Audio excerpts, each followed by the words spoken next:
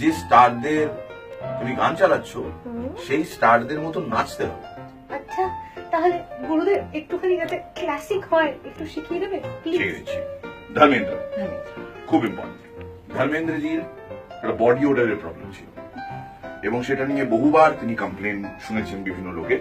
Body ওডারের প্রবলেমটা যখন মিটে যায় ভালো একটা স্ট্রং ডিওডোরেন্ট ইউজ করার পর, তখন ধর্মেন্দ্রজি গোটা গোষ্ঠীকে জানানোর চেষ্টা করতেন নাচের মাধ্যমে যে আর আমার বগলে গন্ধ নেই।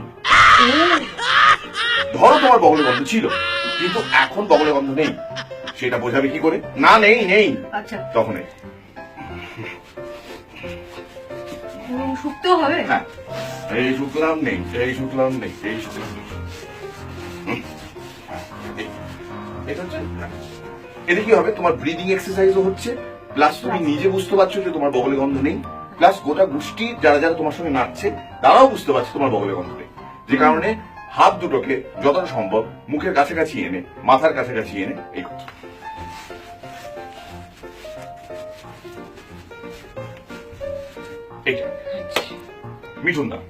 মিঠুনদা একটা প্রবলেম ছিল। মিঠুনদা প্রথম যখন নাচ আরম্ভ করেন তিনি নাচতে গিয়ে স্লিপ করে পড়ে যান, খুব বাজেভাবে লেগেছিল।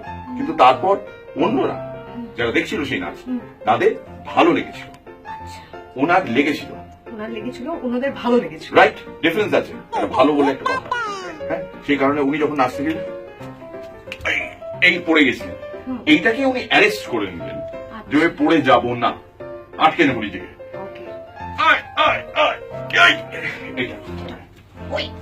হচ্ছে না উস্তাদ, এটা একটু ডিফিকাল্ট আছে, এটা অনেকটা প্র্যাকটিস করতে হবে। এটা কি হয়, পিঠের স্ট্রাকচারটাও অনেকটা উন্নত হয়, কেন এই জায়গার উপর প্রেসার পড়ে তো বডিটা অনেকটা ফিট থাকে। Coming to Rajesh Khanna. রাজেশ খান্না যখন রাজেশ খান্না হননি, অন্য কিছু ছিলেন, সেই সময় রাজেশ খান্না পাঞ্জাবে সম্ভবত গুরদাসপুরে একটা পোস্ট অফিসে পোস্টম্যানের কাজ করতেন। পোস্টম্যানের কাজ করতে করতেই তিনি তার বিখ্যাত নাচের স্টেপ গুলো শিখে নেন এবং যখন তিনি পোস্টম্যান হিসেবে বিভিন্ন বাড়ি বাড়ি যেতেন চিঠি ডিস্ট্রিবিউট করার জন্য, সেটাই কিন্তু তার স্টেপ। এই তোমার কাছে চিঠি এলো, এইবার ধরো তোমার সামনে 10 জন আছে, 10 জন আছে তো, 10 জনকে এক একজনকে চিঠি ডিস্ট্রিবিউট করবে। কিভাবে? यहाँ वहाँ सारे जहां में तेरा राज।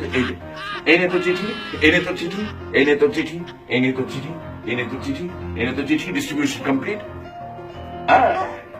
क्लासिक। डिफिकाल्ट ছিল দেবানন্দের নাচের step. Devanand was a fantastic dancer. Devanand in fact এদের সবার উপরে সুপ্রিম ডান্সার ছিলেন। কিন্তু প্রবলেম হচ্ছে যে তার অধিকাংশ ডান্স কোনোদিনও ক্যামেরায় রেকর্ড হয়নি। এখন যেমন ক্যামেরায় এগুলো রেকর্ড হচ্ছে, তখন কিন্তু দেবানন্দের নাচের স্টেপ গুলো ক্যামেরায় রেকর্ড হয়নি। কেন? কিন্তু কেন? ফর ইনস্টেন্স, এই ক্যামেরাটা যদি স্টেডি থাকে, যদি স্টেডি থাকে, ডিরেক্টর বলতেন অ্যাকশন, দেবানন্দ হয়তো তার আগে মুখ তৈরি করলেন, এই করলেন, এই করলেন, যেই অ্যাকশন বলা হতো ক্যামেরাম্যান বলতো বা ডিরেক্টর বলতো অ্যাকশন, দেবানন্দ সঙ্গে সঙ্গে নিচের দিকে চলে যেতেন। উনি একবার নাচতে গিয়ে কোন একটা জিনিস হারিয়ে গিয়েছিল, তিনি তখন ওই নাচতে নাচতে খুঁজতেন, এইভাবে খুঁজতেন, তারপরে ওটাই কাল স্টেপ হয়ে গেল। প্রত্যেক সিনেমা উনি খুঁজছেন। ওই চলো খুঁজি, চলো খুঁজি। না কিছু খুঁজে পাচ্ছ? দেখো, দেবানন্দের যখন খুঁজতে খুঁজতে প্রায় শেষ বেলা হয়ে যেত, মানে আর কিছু পাচ্ছিলেন না, তখন তিনি উঠে বলতেন ছেড়ে দে, আর খুঁজে লাভ নেই। কিভাবে বলতেন?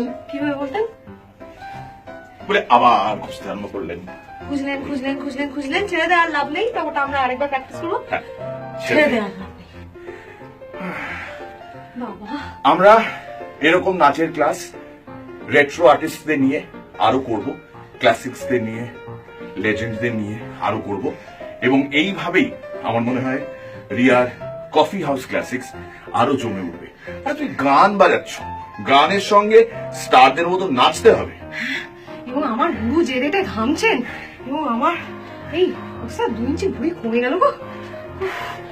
আপনিও যদি নিজের কিছু একটা কমাতে চান, ভুঁড়ি না অন্য কিছু, সেটা আপনার ব্যক্তিগত ব্যাপার, অবশ্যই শুনবেন coffee house classics with RJ Riya on Mirchi 98.3। It's hot. এবার আমরা কম্বাইন করি আচ্ছা এই যে কজনের নাচ দেখালাম সব কটাতে একসঙ্গে করিয়ে